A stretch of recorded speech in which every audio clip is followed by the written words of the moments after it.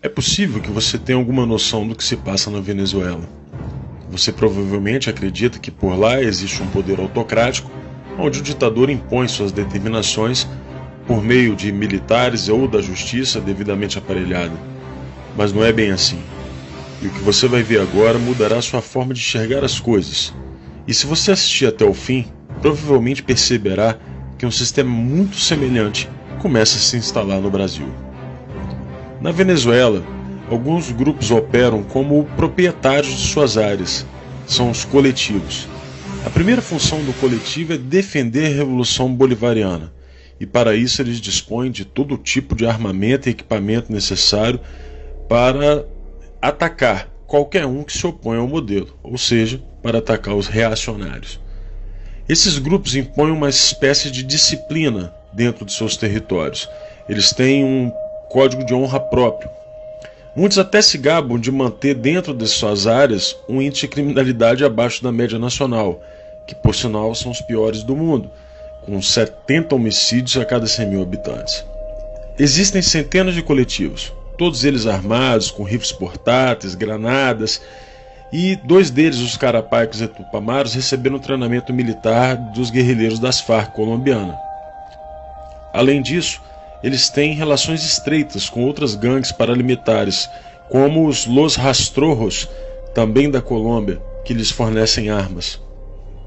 Esse grupo colombiano vive em conflito com o Exército de Libertação Nacional da Colômbia, que já se faz presente em 10 estados venezuelanos. O conflito entre essas organizações é uma constante, a disputa por territórios, muito parecido com o que acontece no Brasil. O governo venezuelano sustenta esses grupos por meio de planos sociais, concede recursos para seus projetos culturais e são eles que cuidam da distribuição de alimentos, entre outras benesses, naquele ambiente de fome e miséria. Enquanto mantém a sua fachada social, esses grupos atuam no tráfico de drogas, roubo de automóveis e outras ações características do crime organizado. Quem começou tudo isso foi Hugo Chávez, que financiou e permitiu que esses grupos crescessem nos bairros pobres do país. Nicolás Maduro herdou esse sistema, e os grupos que não estão sob seu controle estão sob o controle de 2 figuras sombrias do regime: Diosdado Cabello, acusado de ser um barão do narcotráfico da América Latina, e Fred Bernal, atual chefe nacional dos comitês locais de abastecimento e produção. Desde 2014, esses grupos mantêm uma função de reprimir as mobilizações lado a lado com a polícia militar do chavismo. O número de assassinatos praticados por esses grupos é incalculável. Em entrevista ao New York Times, o criminologista Fermín Manuel Garcia disse que, se a revolução perder a presidência amanhã, os coletivos se tornarão imediatamente uma guerrilha urbana, ou seja, não tem retorno. Os coletivos mais conhecidos são o Movimento Revolucionário de Libertação Carapaica, que usam vestimentas militares e escondem o rosto, e o seu líder é o comandante Murat. Suas armas incluem M4, rifles FAL, e são considerados um dos 2 grupos mais perigosos. O segundo grupo mais perigoso é o La Pedrita, que nasceu em 1985 por Carlos Ramírez Valentim. São responsáveis por inúmeros homicídios. Outro grupo conhecido é os Los Tupamaros, é uma organização de tendência marxista-leninista que herdou o nome do grupo guerrilheiro uruguaio sob o lema Comuna ou Nada. Esse grupo é apontado como o principal repressor dos protestos de oposição ao regime de Maduro. Existe a Coordenadoria Simón Bolívar, que atua em Caracas e se autoproclama um dos coletivos fundadores do regime. O coletivo Alexis Vive é conhecido por suas ações armadas e recentemente atacou as instalações do maior sindicato empresarial do país. O último grupo é o Grande Polo Patriótico, criado em 2011 e formado por 28 conselhos setoriais, que possui 10.810 mini-coletivos.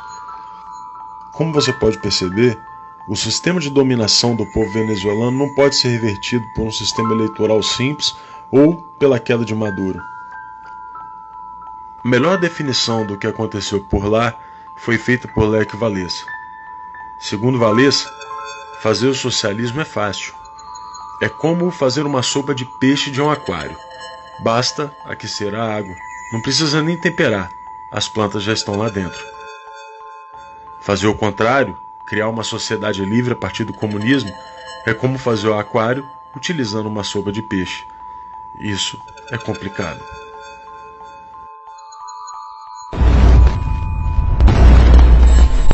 E venha, isso é com isso que eu vou terminar, venha Bolsonaro, venha que nós vamos organizar a rapaziada da periferia e nós vamos ver quem é que vai resolver essa parada.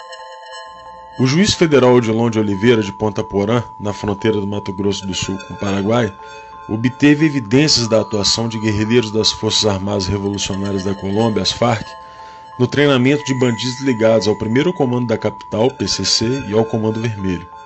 Segundo as apurações de Oliveira, quadrilhas de narcotraficantes do Brasil são os principais clientes da América do Sul na compra de cocaína produzida pela facção colombiana. Eles treinam brasileiros lá para agir aqui.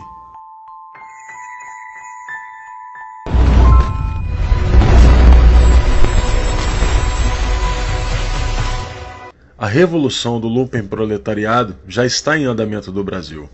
O lumpenproletariado, esse produto passivo da putrefação das camadas mais baixas da velha sociedade, pode, às vezes, ser arrastado ao movimento por uma revolução proletária.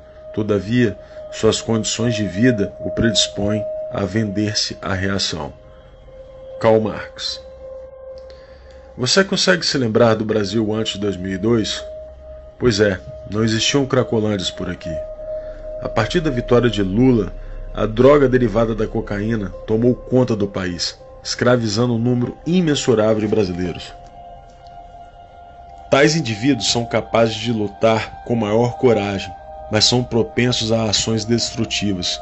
Conduzidos de maneira correta, podem converter-se numa força revolucionária. Mao Tse-tung, em Análise das Classes e Sociedade Chinesa. Frantz Fanon é um teórico marxista muito conhecido entre as esquerdas. Seguidor do maoísmo, é proponente de uma revolução mundial, razão pela qual ações muito semelhantes acontecem em todos os lugares onde o comunismo possui seus tentáculos. É dentro dessa massa da humanidade, esse povo das favelas, do núcleo do lumpesinato, que a rebelião vai encontrar o seu ponta de lança urbano. Venha Bolsonaro, venha que nós vamos organizar a rapaziada da periferia e nós vamos ver quem é que vai resolver essa parada. Este lumpenproletariado é como uma horda de ratos. Você pode chutá-los e jogar pedras neles, mas, apesar de seus esforços, vão continuar roendo as raízes da árvore. O lumpenproletariado, uma vez que é constituído, traz todas as suas forças para pôr em risco a segurança da cidade. E é o sinal da decadência irrevogável, a gangrena sempre presente do coração do sistema colonial. Aqui no Brasil, a gente reagiu. Fomos às ruas e exigiu o fim de um governo que estava corroendo a nossa sociedade por dentro. E conseguimos uma vitória singela, mesmo que os revolucionários tivessem tentado impedir de todas as formas. Acontece que a revolução lumpenproletariada estava em andamento por aqui, e não será fácil reconstruir um aquário a partir de uma sopa de peixe deixada pelo petismo. Você então se pergunta como podem haver banqueiros, artistas, intelectuais e membros da elite que não conseguem perceber esse tipo de situação e ainda assinam manifestos junto com Ciro Gomes, que, como já vimos, tem exata noção do que está acontecendo. E para isso, Karl Marx também tem uma explicação. A aristocracia financeira, tanto no modo de obter seus ganhos quanto no modo de desfrutar deles, nada mais é que o renascimento do lumpenproletariado nas camadas mais altas da sociedade burguesa. O lumpenproletariado não está limitado aos drogados, bandidos, famigerados da classe marginalizada.